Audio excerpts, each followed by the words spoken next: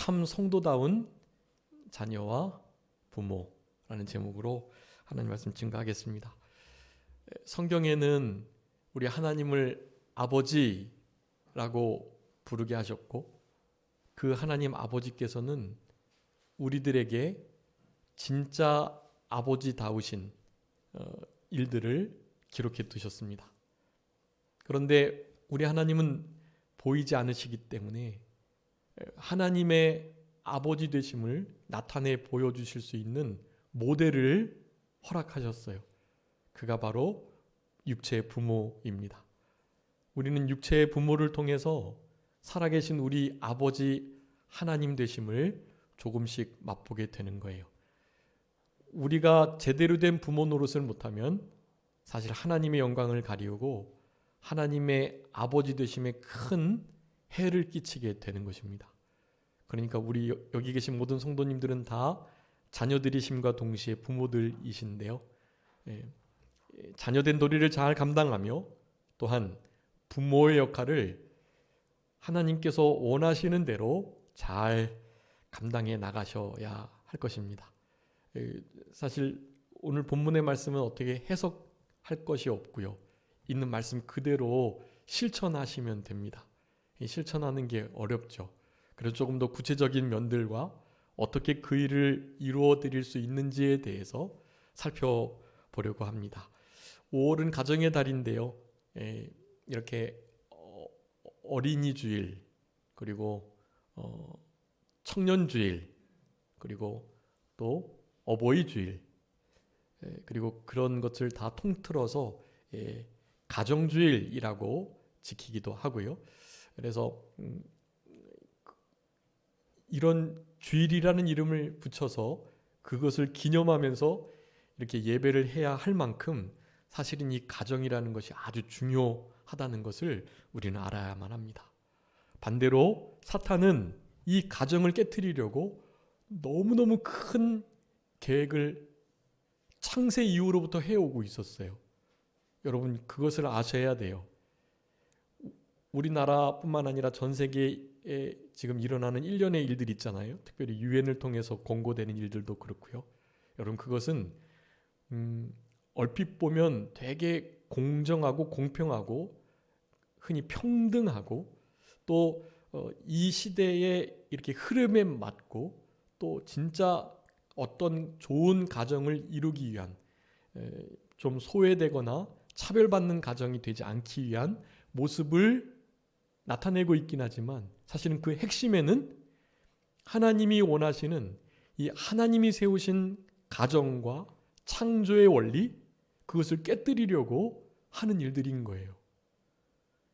여러분 원래 우리는 신의식이 있는 자들이고 원래 우리의 양심을 통해서 가정이라고 한다면, 부부라고 한다면 당연히 한 남자와 한 여자가 가정을 이루게 돼 있는 것이 그냥 타고난 우리 인성의 아주 본질적인 지식이에요. 그거는.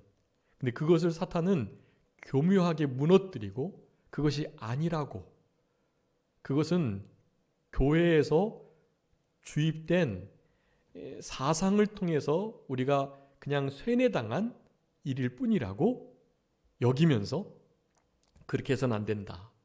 가정이 여자와 여자로도 남자와 남자로도 이루어질 수 있어야 된다라는 말을 하는 것이, 여러분 그런 일이 지금 이루어지고 있고요.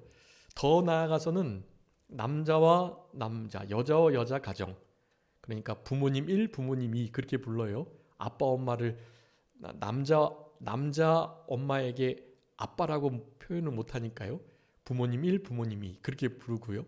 그리고 그런 가정뿐만 아니라 고양이와 강아지와 결혼도 해서 가정을 이룰 수 있도록 하는 법들이 대부분 제정이 되어 있습니다.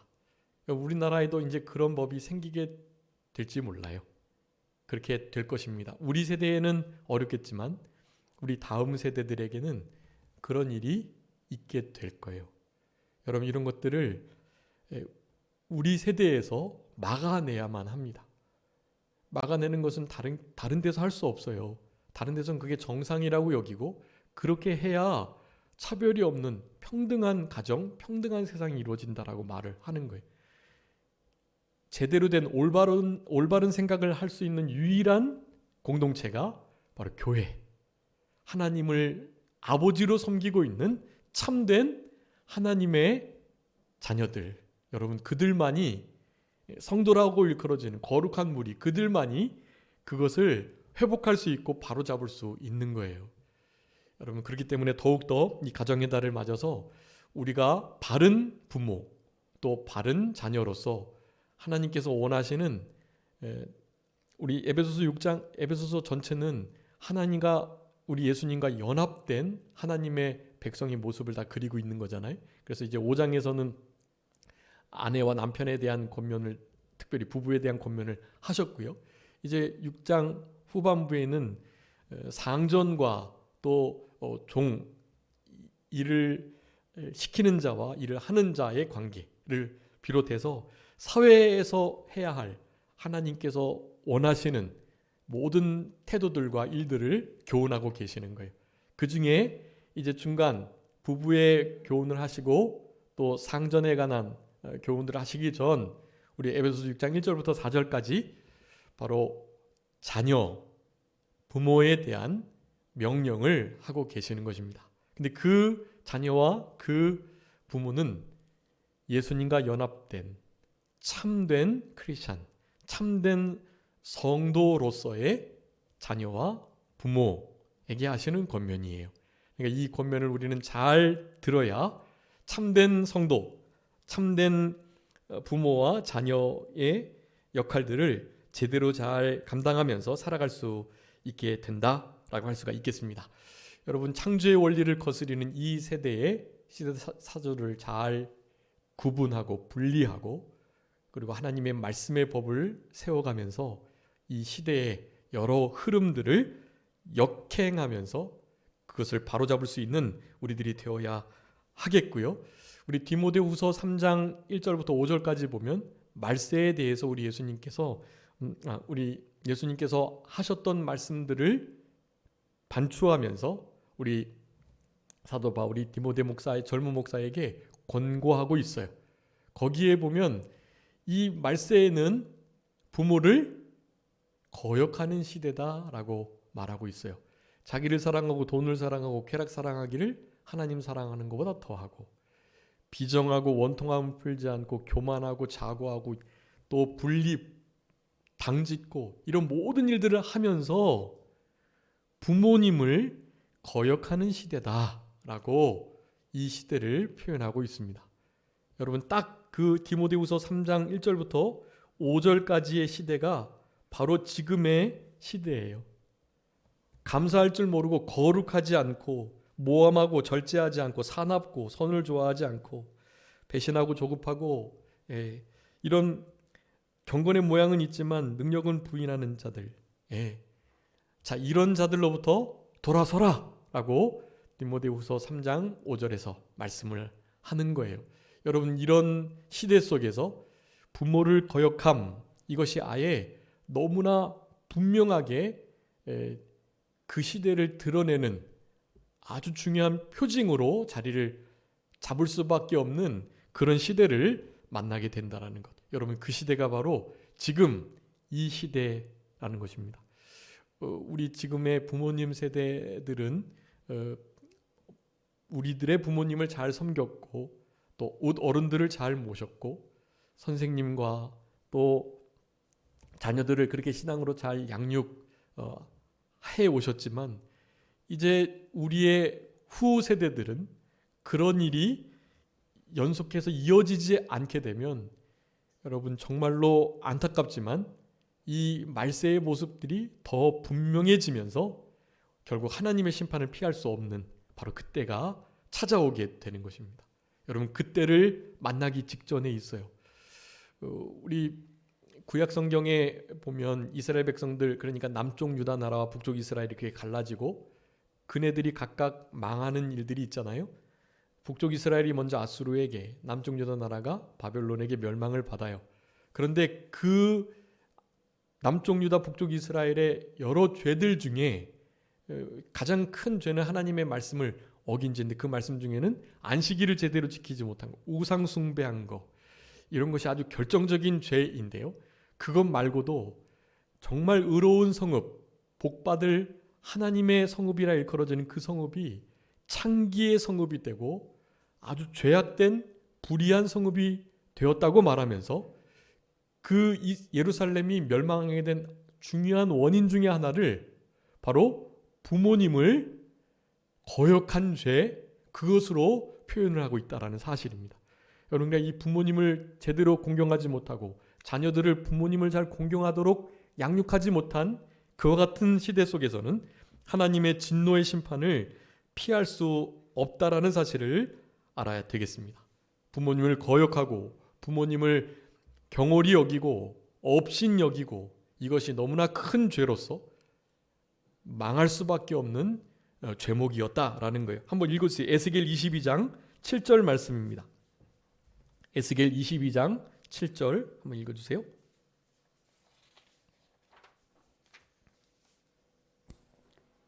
그들이 내 가운데서 부모를 업신 여겼으며 내 가운데서 나그네를 학대하였으며 내 가운데서 고아와 과부를 해하였도다. 아멘. 나그네와 고아와 또 하나님의 성물과 또 피 흘리는 일들, 음행하는 일들, 이런 것 때문에 하나님이 심판하시지 않을 수 없다는 것을 에스겔을 통해서 경고하시면서요, 그들 가운데, 그러니까 이스라엘 백성들 예루살렘 중에 뭐가 있다고요? 부모님을 업신 여기는 죄가 있다라고 말씀하시는 거예요. 여러분, 우리가 잠언을 이제 하루에 한 장씩 매달 한 번씩 읽어 가시는 중에 계실 건데요, 그 잠언의 아주 많은 부분을 할애해서 아버지 어머니를 잘 공경하고 업신여기지 않고 경홀히 여기지 않아야 할 것을 강조하고 계세요. 오늘 맥체인 성경 10뿐만 아니라 우리 잠언 15장 말씀, 거기 봐도 아비와 어머니를 말씀을 잘 듣는 것, 그분의 말씀의 훈계, 모든 교훈들을 잘 받는 것이 지혜이다 라고 말하면서 그 지혜의 근본은 바로 여호와를 경외함인 것을 아주 명확하게 나타내주고 계세요. 사실 성경 전체에 흐르고 있는 아주 중요한 우리 신앙의 원리입니다. 여러분, 부모님을 공경하는 일을 하지 못하면요, 영적인 부모님인 하나님 공경하는 일도 제대로 할 수가 없는 거예요. 보이지 않는 하나님을 사랑한다고 말은 잘하는데 보이는 사람을 제대로 사랑하지 못한다고 한다면 말이죠, 어떻게 보이지 않는 하나님을 실제로 사랑할 수가 있겠어요? 그래서 요한일서 5장에서는 분명히 말씀합니다. 4장에서는 보이는 사람을 제대로 사랑하지 못하면서 보이지 않는 하나님을 사랑한다고 말하는 것은 거짓말이다. 네, 그건 거짓말인 거예요. 그렇기 때문에 이와 같은 시대 속에서 실제로 부모님을 제대로 공경하고 업신여기지 않고 만홀히 여기지 않고 함부로 대하지 않고 무시하지 않고 자녀들을 그런 자녀로 키우지 않는 부모가 되고, 이런 삶을 우리가 살아가도록 성경 전체는 우리들에게 교훈해주고 계시는 거라는 것을 기억하시면서 오늘 본문의 말씀을 통해서 참 성도, 그러니까 참된 크리스찬들이 어떻게 자녀, 어떻게 부모 역할을 감당할 수 있을지에 대해서 살펴보면서 은혜를 나누고자 합니다. 자, 첫 번째는요, 먼저 참다운 성도로서의 자녀는 어떠한 자녀인가에 대해서 1절부터 3절까지 말씀하고 계십니다. 여러분, 한번 우리 다 같이 1절부터 3절 한번 읽어보도록 하겠습니다. 다 같이 읽겠습니다. 시작. 자녀들아, 주 안에서 너희 부모에게 순종하라. 이것이 옳으니라. 내 아버지와 어머니를 공경하라. 이것은 약속 있는 첫 계명이니 이로써 내가 잘되고 땅에서 장수하리라. 아멘. 여러분, 우리가 땅에서 잘되고 장수하고 싶지 않은 사람은 없는데요, 여러분, 그렇게 되기 위해서는 성경에 여러 가지 원리들이 있지만 그 중에 하나, 그리고 너무나 중요한 하나, 그리고 정말 핵심적이고 사실 이것을 못하면 나머지 잘되고 장수하는 비결이 있어도 그런 것들을 제대로 지킬 수 없는 정말 기본 중에 기본이 되는 하나가 바로 오늘 본문에 기록되어 있는 것입니다. 여러분, 땅에서 잘되고 장수하고 그렇게 실패 없이 승승장구하고 형통하고 이런 큰 복을 받기 위해서는 어떻게 해야 된다고요? 부모님을 공경하고 순종해야 된다는 거예요. 여러분, 오늘 본문에서 1절, 2절 분명히 순종과 공경을 나누어서 말씀해 주고 계세요. 자, 그래서 참 성도다운 자녀들은요, 첫 번째, 주님 안에서 부모님께 순종하는 자녀들이다라고 하겠습니다. 여러분, 여기 주 안에서 부모를 순종하라고 그랬죠? 이것이 옳다. 옳지 않은 경우가 있다라는 거예요. 언제일까요? 부모님의 말씀을 순종하되 주 안에서가 아닌, 그러니까 주님의 말씀과 부모님의 명령과 부모님의 말씀이 부딪힐 때, 여러분, 그럴 때는 어떻게 해야 된다는 거예요? 부모님의 말씀을 순종해서는 안 된다라는 거예요. 그러니까 주 안에서 부모님을 순종하라고 했기 때문에요. 그것이 옳은 것이기 때문에, 달리 말하면 주 안에서 부모님을 순종할 수 없게 될 때는요, 부모님 순종하지 못하는 것을 그렇게 허락해야 된다는 거예요. 그래도 그렇지 부모님 말씀을 다 순종해야지, 부모님 눈에 눈물 고이도록 가슴 아프도록 하면 안 되니까 그렇게 교회 가지 말라고 하시는데, 좀 마음을 시원케 해드리기 위해서라도 뭐 하루 정도는 좀 교회 빠질 수도 있지 뭐, 이를테면 이런 것들 말이죠. 부모님의 마음을 편안하게 해드리고 부모님의 어떠한 명령을 지켜드리기 위해서 하나님의 말씀, 하나님의 명령, 주 안에서 있는 신앙의 삶이 위태로워질 때, 여러분, 그럴 때는 죄송하지만 부모님의 그 말씀을 순종해 드릴 수가 없는 거예요. 여러분, 이게 아주 중요합니다. 하나님의 말씀, 주 안에서 부모님을 순종하는 것이 옳다라고 말씀하셨기 때문에 우리는 이 말씀을 분명히 하고 하나님의 말씀을 결코 부모님의 말씀보다 하위에 두는 일이 없도록 해야 하는 것이에요. 주로 부딪히지 않아요. 부딪히지 않는데 꼭 신앙이 달리 있거나 또 신앙의 차원이 조금 다르거나 신앙의 성숙함의 정도가 다를 때 사실 이런 갈등이 있을 수 있습니다. 여러분, 그런 갈등을 지혜롭게 잘 해결하셔야 해요. 주 안에서 부모님을 순종할 수 있도록 하셔야 합니다. 그게 진짜 크리스찬, 참된 성도다운 그런 모습이라고 할 수 있겠습니다. 나중에 부모님이 알게 되세요. 그때 너무나 말을 잘 듣는 내 자녀가 말이지, 그렇게까지 불순종했던 그 이유를 나중에는 알게 되신단 말이에요. 그래서 나중에 인정해 주세요. 야, 네가 진짜 참되고 바른 신앙으로 하나님 앞에 주 안에서 생활했구나 하면서 칭찬하시게 될 거예요. 그리고 이제 군대 자녀들, 우리 아들들은 갔다 와야 하는데요. 군대 안에서 훈련병 때나 또 이등병으로서 자대에 배치를 받아서 처음 군 생활을 한 3개월에서 한 5개월 정도는요, 실제로 종교행사, 교회에 가기가 되게 어려워요. 법적으로는 허용이 되어 있고, 그래서 의무적으로라도 종교행사, 기독교, 불교, 천주교 반드시 가도록 되어 있거든요. 그런데 그 지역, 그 부대의 최고 지휘관의 성향에 따라서 그런 것을 좀 이렇게 터부시하는 이들이 있고요. 그렇게 되면 솔직히 진짜 어려워요. 훈련하거나 또 이렇게 자기 정비를 해야 할 때 나는 못하겠습니다. 난 교회 또 절에 불교에 가야 되겠습니다. 그렇게 말하는 게 진짜 어려워요. 그런데 우리가 짐작해보는 것처럼 천주교나 그 불교는요, 그렇게 막 훈련이나 자기 정비나 또 나중에 이제 계급이 올라가면 주일날, 일요일날 자는 것이 그게 행복이거든요. 근데 그것을 놓고 절이나 천주교에 가는 사람들은 정말 적어요. 그런데 기독인들은요, 그런 이들이 제법 많아요. 그리고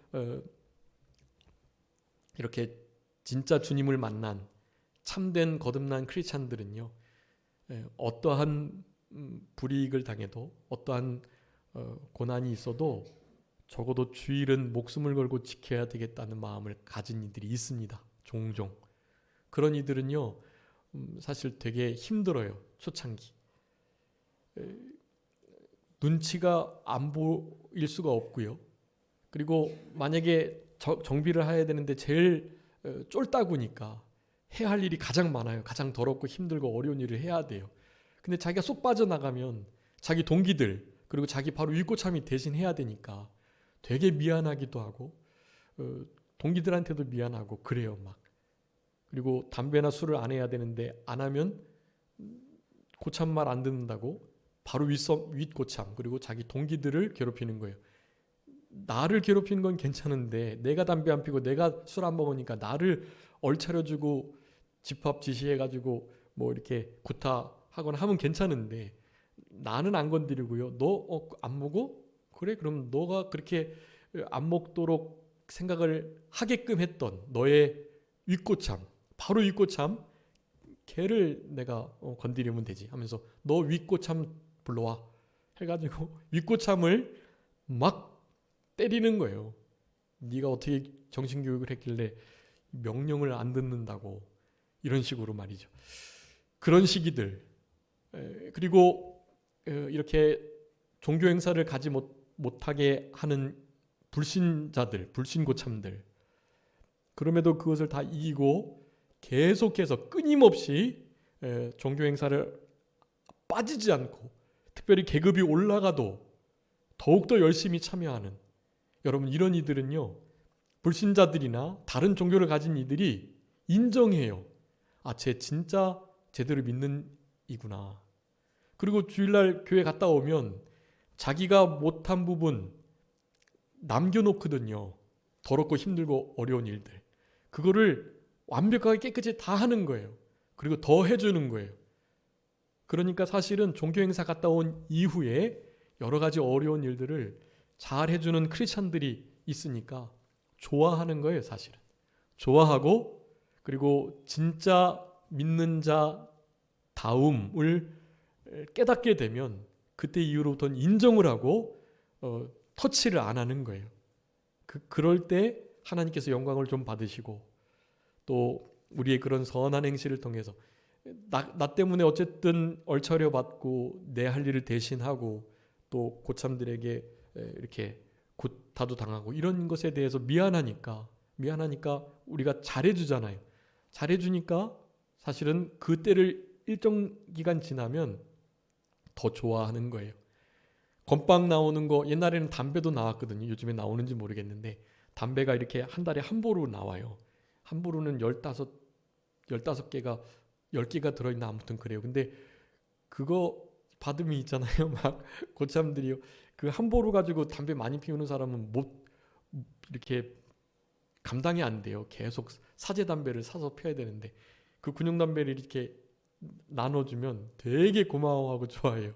지금 생각하면 참 그네들 이렇게 이게 폐를 제가 나쁘게 한 건데 다르게 PX에 가서 바꿔가지고 과자로 좀 드렸어야 되는데 그래도 담배로 달라고 다 그래요. 되게 고마워하고 나중에 진짜 인정을 해요. 쟤는 담배 술도 안 먹고 종교 행사 절대로 안 빠지고 쟤는 진짜 믿는 애다. 쟤는 어떻게 해볼 도리가 없구나. 어떻게 할 수 없다라는 판단을 내리게 된단 말이에요. 그러기 전까지는 상당한 어려움이 있어요. 근데 그것을 믿음으로 잘 통과하기만 하면 나중에 하나님 영광 받으시고 인정을 받게 됩니다. 여러분 실제로 주님 안에서 부모님의 말씀을 순종함에 처음에는 부딪힘이 있고 또 마음이 상하기도 하고 그렇지만 조금만 지나면 그 부모님이 인정해 주세요. 그리고 진짜 내가 믿는 줄 알겠다 하면서 그 신앙이 더욱더 주님께로 가까이 가는 계기가 되는 역사들이 나타나게 됩니다. 여러분, 주 안에서 부모님께 순종하고, 주 안에 있는 것은 정말 온전하게 순종하셔야 돼요.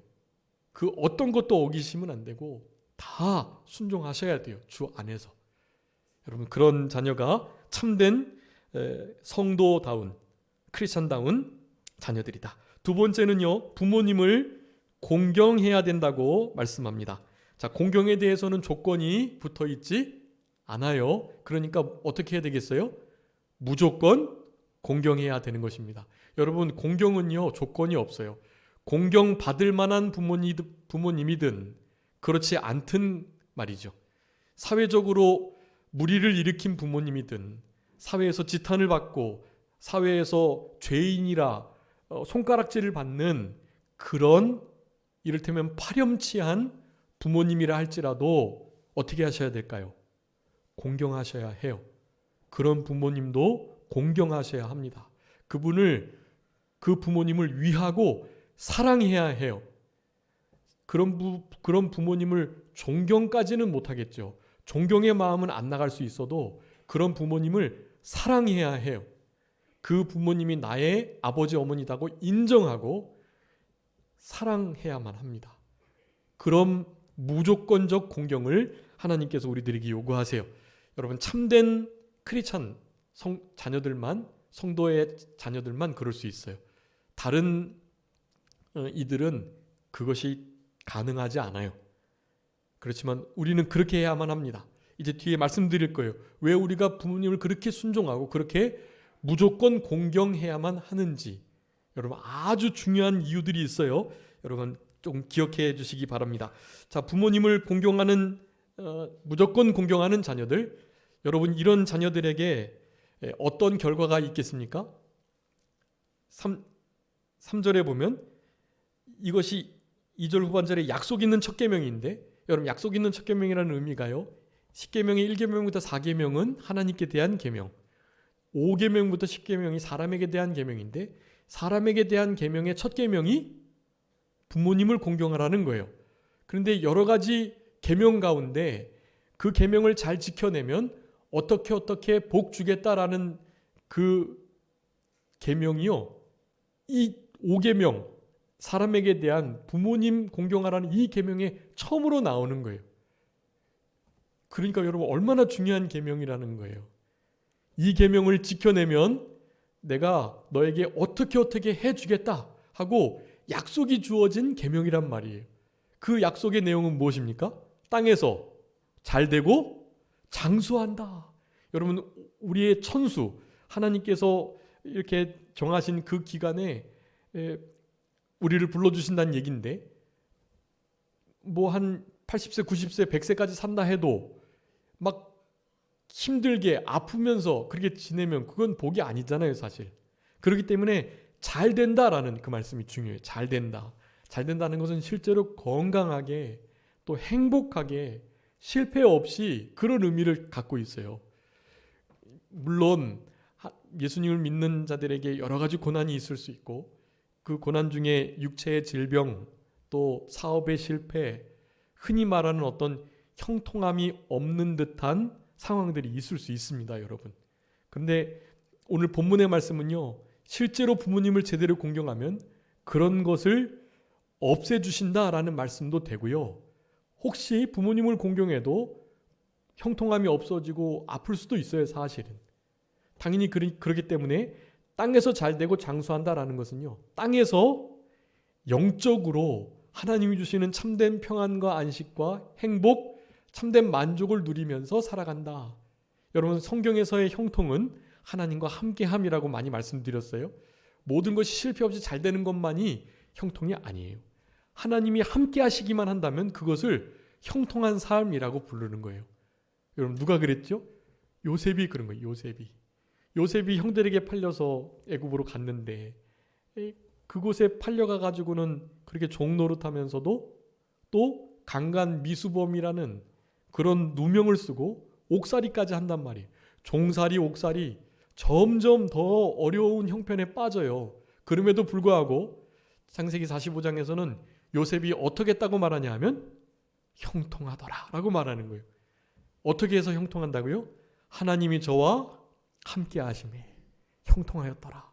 여러분, 형통의 정의를 다시 하셔야 돼요. 형통은 일이 실패 없이 계속 잘 되는 것만을 의미하는 것이 아니라 점점 안 되고 형편없이 실패하는 것처럼 보여도 누구만 함께 하시면요, 여호와 하나님께서만 함께 하시면 여호와께서 함께 하시는 그 삶이 바로 형통한 삶이라는 거예요.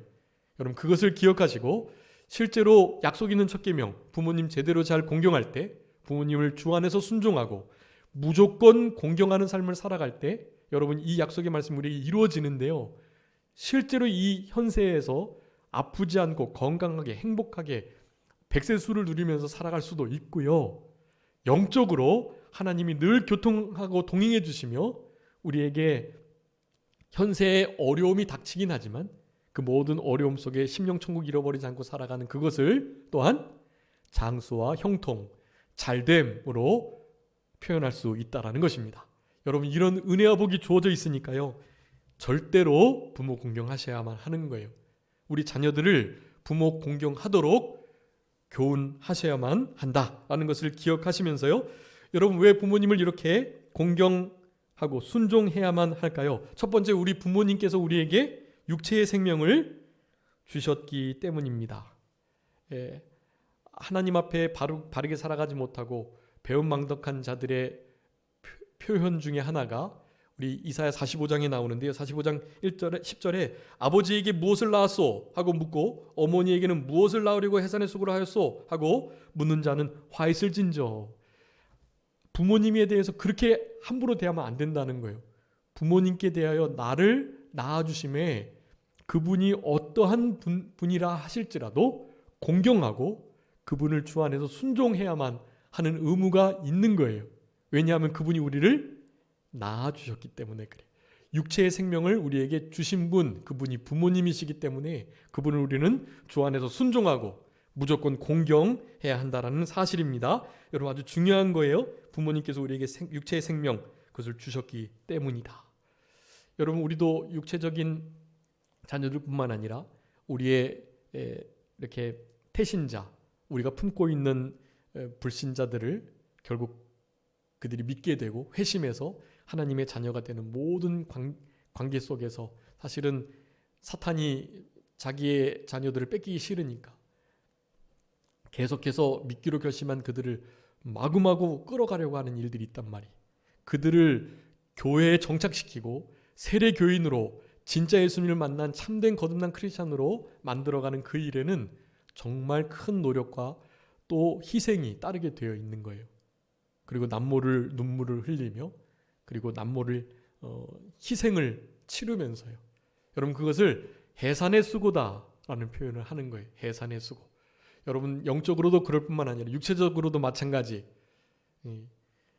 해산의 수고가 있습니다. 그 수고를 통해서 여인들은 구원을 이루어 가고요, 그 해산의 수고의 고통을 영적으로 경험하며 우리의 실제적인 구원을 이루어갈 수 있게 되는 것입니다. 여러분, 기억하세요. 우리에게 육체의 생명을 주신 부모님을 무조건 공경하고 주 안에서 순종해야 한다. 마땅히 그래야 한다는 것을 여러분 꼭 기억하셨으면 좋겠습니다. 또 두 번째는요, 우리를 위하여서 수고와 희생과 변함없는 사랑으로 우리를 이렇게 잘 길러주셨기 때문이에요. 낳으신 분이 그렇게 길러주신, 여러분 뭐 더 이상 무슨 말이 필요하겠어요. 우리는 그분들의 희생과 수고와 변함없는 사랑을 알아들여야 돼요. 그리고 그것을 갚아드려야만 합니다. 따라서 최고로 존경하고 가장 사랑하고 늘 감사하는 마음을 잊지 않도록 해야 하는 것이에요. 또 세 번째로는 우리 부모님께서 하나님의 모형이 되기 때문이라고 할 수 있겠습니다.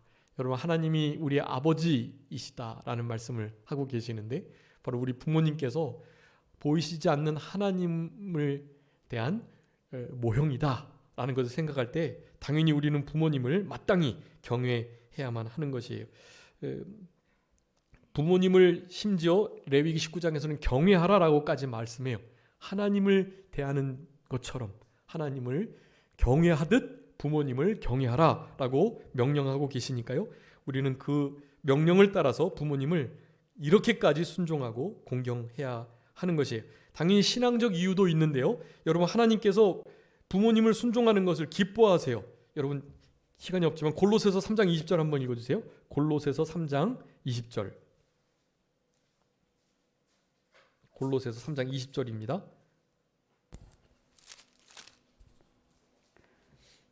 자녀들아 모든 일에 부모에게 순종하라. 이는 주 안에서 기쁘게 하는 것이니라. 아멘. 여러분, 자녀들에게 명령하고 계세요. 부모에게 순종해라. 주 안에서 기쁘시게 하는 것이다.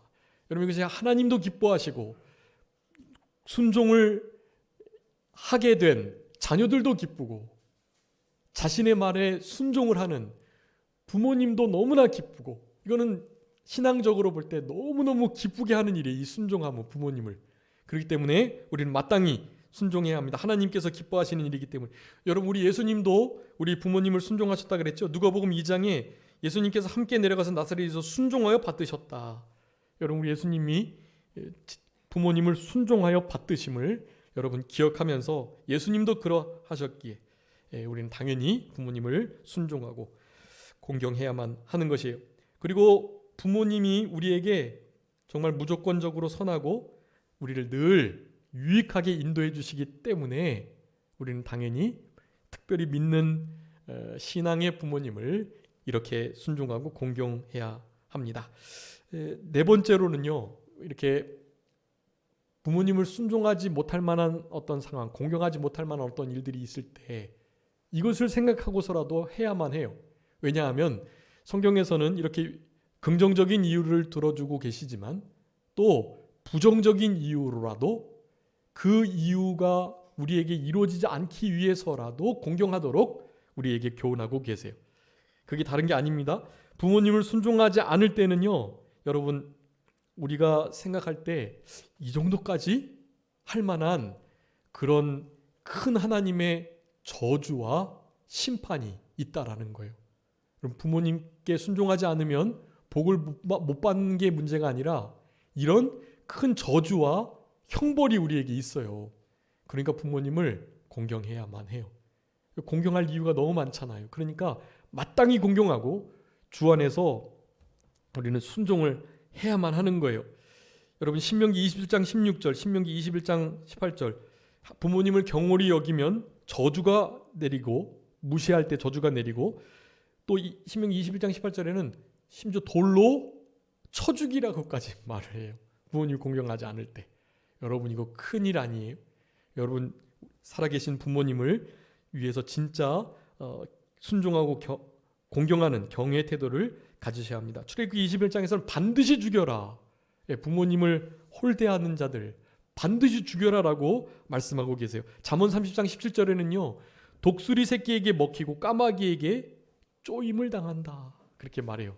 여러분, 이런 말씀들을 우리에게 적용되고 당하지 않기 위해서라도 여러분 부모님을 진짜 순종해야만 하는 것이에요. 로마서 1장 3절에 30절에 당연히 부모님을 거역하는 일 사형에 해당되는 죄임을 알고도 그러고도 함부로 하는 자들에 대해서 경고를 하고 계세요. 여러분, 이런 일이 없도록 부모님을 주 안에서 순종하고 공경, 무조건 공경하는 우리들이 되어야 합니다. 여러분, 거기 주보에 제가 다 기록해 두었는데요. 부모님을 어떻게 순종해야 할까요? 거기 제가 4가지 기록해 두었는데요.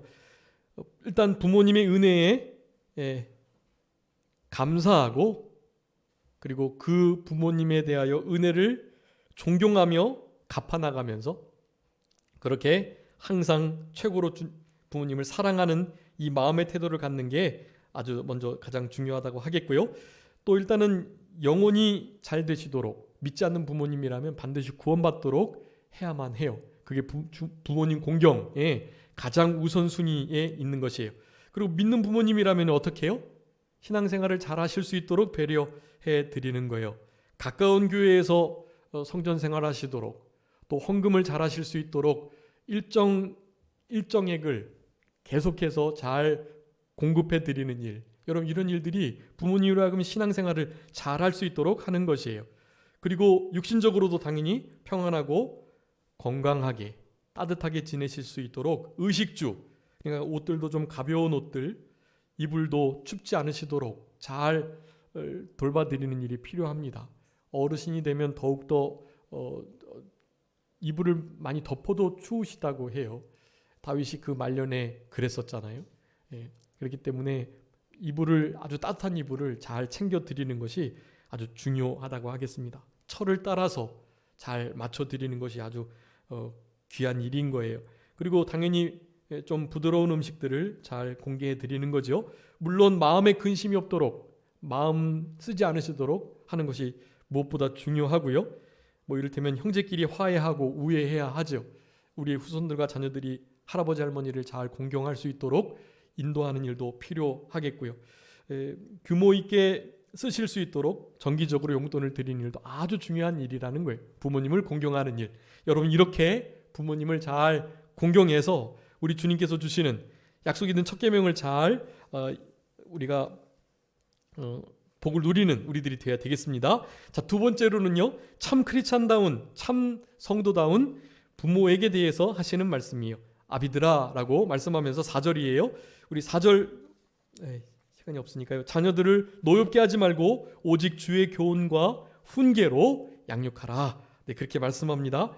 여러분, 진짜 성도다운 참된 부모님들은요, 무엇보다 자녀를 잘 신앙으로 양육하게 되는 것입니다. 거기 주보에다가 신명기 6장 4절 말씀 9절까지 말씀 이렇게 써 두었는데요.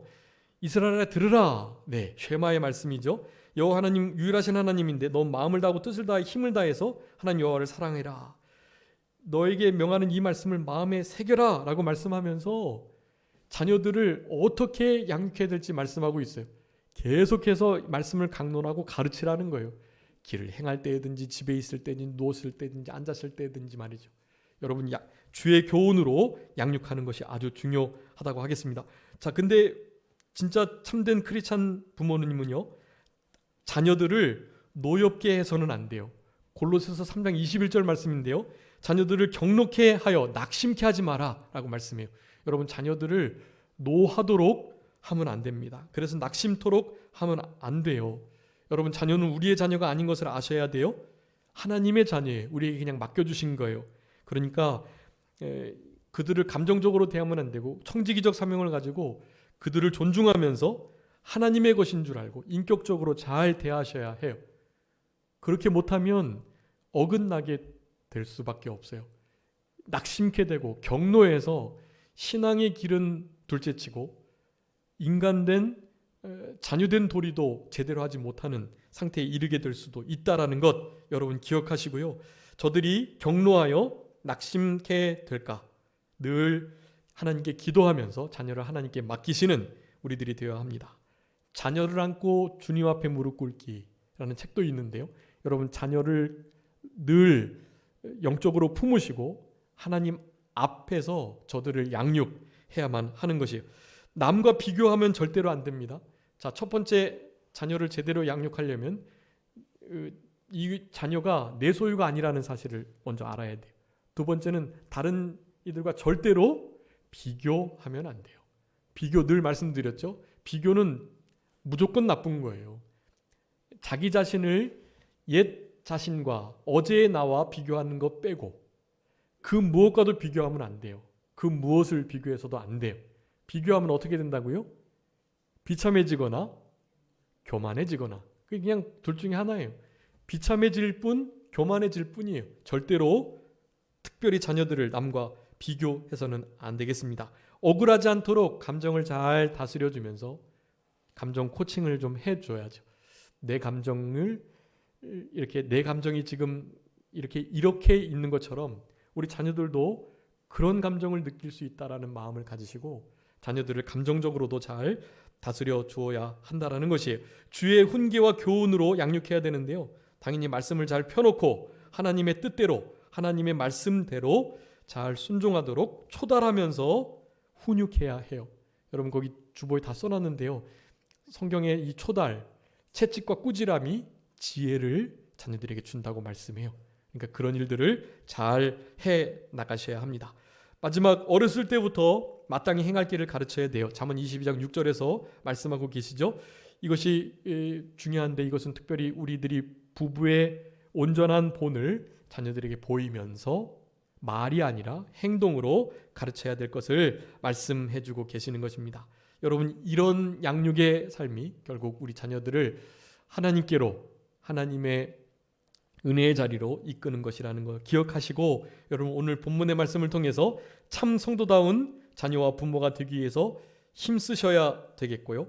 여러분, 우리에게 생명과 사망, 복과 저주의 길이 놓여 있어요. 신명기 30장이나 예레미 21장의 말씀이에요.